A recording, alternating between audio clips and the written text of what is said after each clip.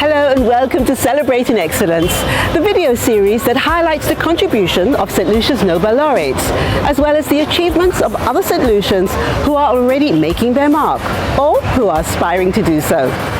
The theme for the 2026 Nobel Laureate Festival is Celebrating Excellence, honoring our legacy, shaping our tomorrow.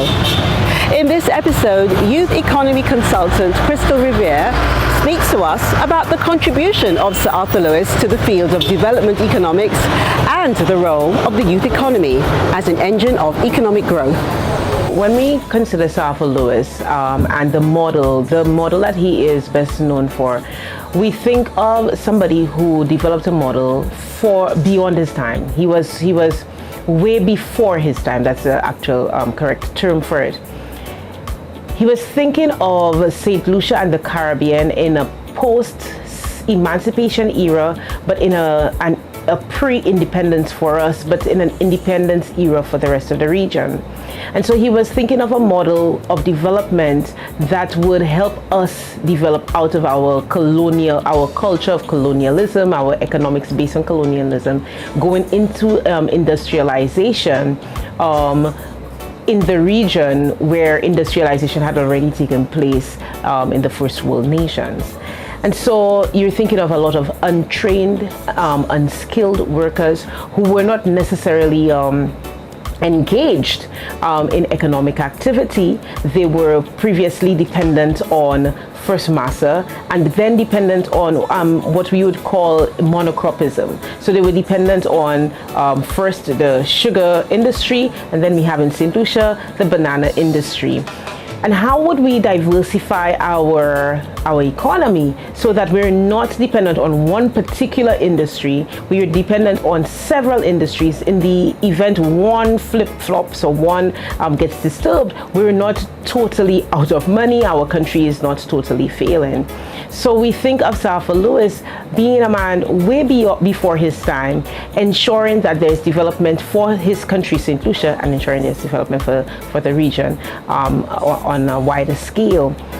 And how do you do that with so many unskilled, untrained workers, with a very small middle class and a much larger base of lower class workers and working class people?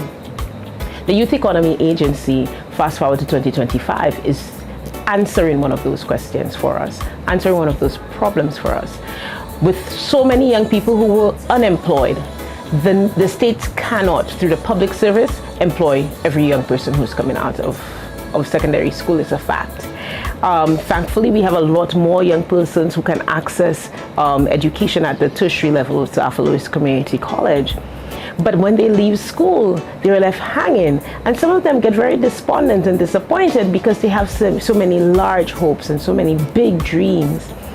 The Youth Economy Agency, as conceptualized by the Prime Minister, Philip J. Pierre, who himself understands economics, is to be able to encourage young people to create the jobs that they want for themselves. A lot of young people right now are thinking of side hustles as a thing, whereas in my time, and I'm not that old, just a few short years ago, we were not thinking of side hustles as a thing after we left school. We left school to look for a job.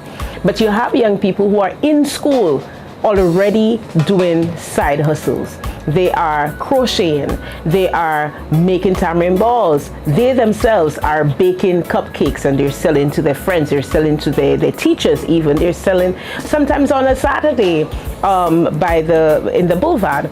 And so the youth economy is now taking those unskilled workers when they leave school, these untrained workers who were in such large numbers when Sir Arthur Lewis developed the model.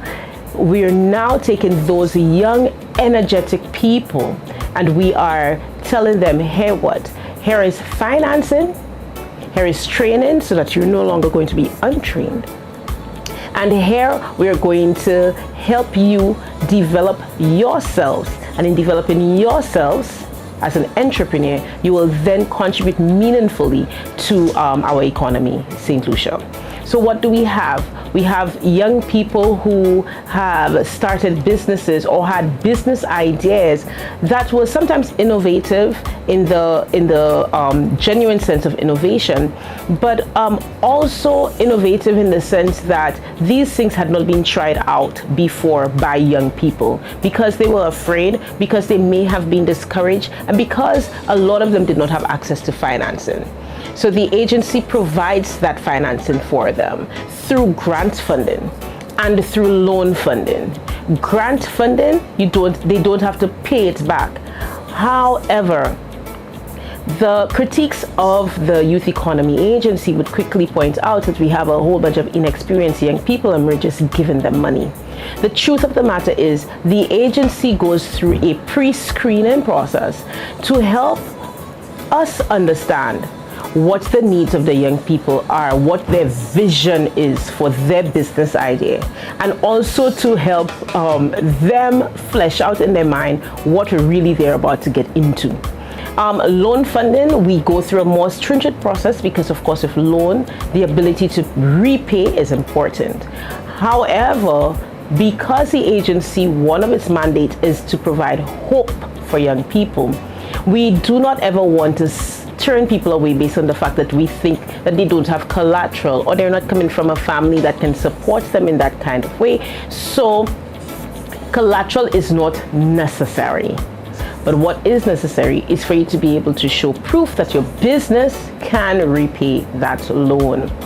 I want to quickly add that whereas the St. Lucia Youth Economy Agency has been established since 2023, and we can even go further when it was established by the Act of 2022, right now there are governments across the Caribbean, from Grenada, from St. Vincent, St. Kitts and Nevis, and even Antigua, who are considering the Youth Economy Agency model that has been established here in St. Lucia.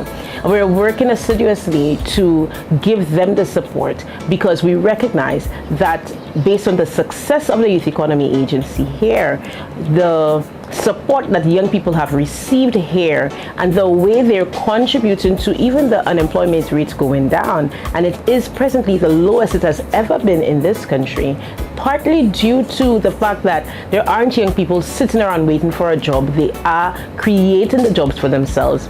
You could see something fantastic coming out of it where at some point some of them are even going across to export St. Lucia, fine-tuning their product and exporting outside of St. Lucia. So we see growth.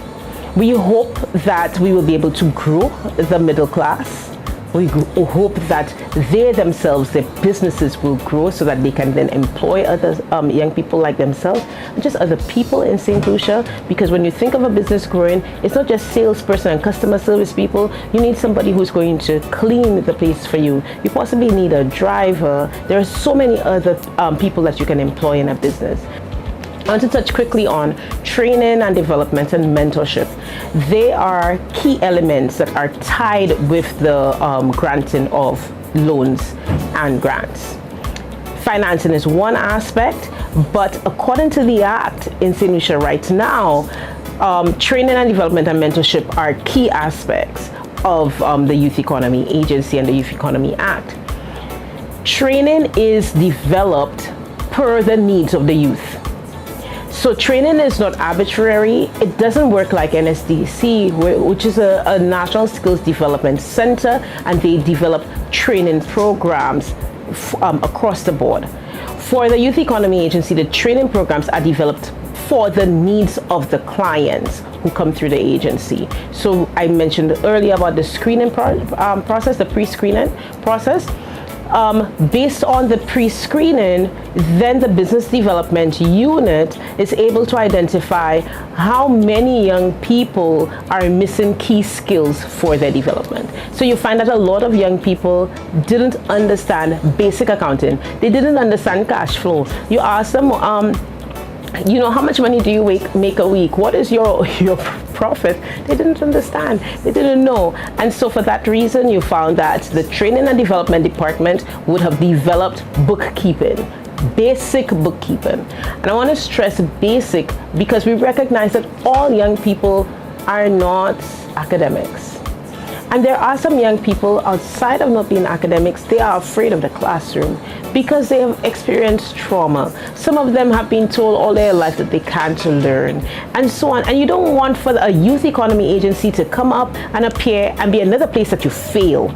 So we do a lot of hands-on training so that young people can feel like they are learning, and we make them use their businesses as their example. So if you are doing, for example, with the introduction to business planning training, you're actually developing a business plan for the business that already exists, that is your business. And you now get a better understanding of your business as you do each chapter of the business plan. And with mentorship, the mentorship program is a 4 to 6 month program where the clients of the agency are paired with experts in the field of accounting, in the field of sales and marketing, in the field of finance, and so on, so that they get hand-holding for that mentorship period in order to help them grow their business.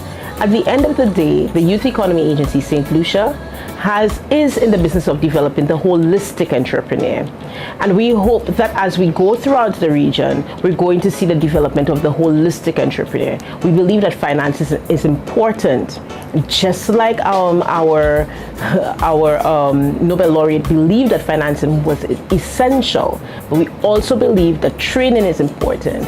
And of course, Arthur Lewis believed that training was important because we had a large population of untrained and unskilled workers here in St. Lucia and in the Caribbean. So we believe that the more we train, the more we upskill, it is the better for us as a nation, because now you'll have a lot more educated young people walking around the place, being able to contribute positively to the development of our nation. And then you will have mentors, because you cannot just pack away people who are retired as if they are of no use. People are retiring with sharp minds. They are very useful. They still have energy. They still contribute to the development of our nation. And if they are able to pour into our young people, we know that as a nation, we will do very well. Look at the East, and people like to talk about Singapore, and Singapore is indeed a really good model of success based on what our Nobel laureate was able to propose. And so we are seeing through the Youth Economy Agency that Arthur Lewis's model is in action.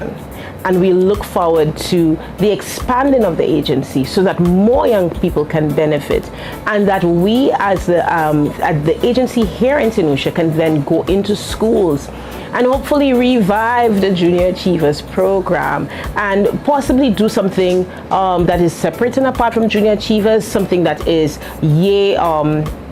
oriented, so that you have young people out of school thinking with an entrepreneurial mindset and going into the world of work.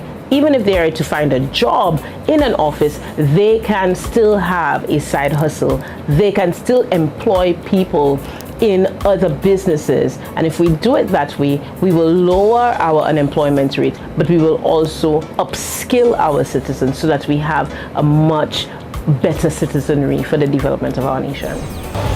It's the 33rd year of celebrating St. Lucia's Nobel laureates. We're excited to bring you a wide range of events, from a special 2-day community painting activity in library to book fairs, award ceremonies, markets, podcasts, and the annual Nobel laureates memorial lectures. To keep up with everything that's happening, visit the Facebook page at Nobel Laureate Festival St. Lucia. I'm Delia Delore. Goodbye.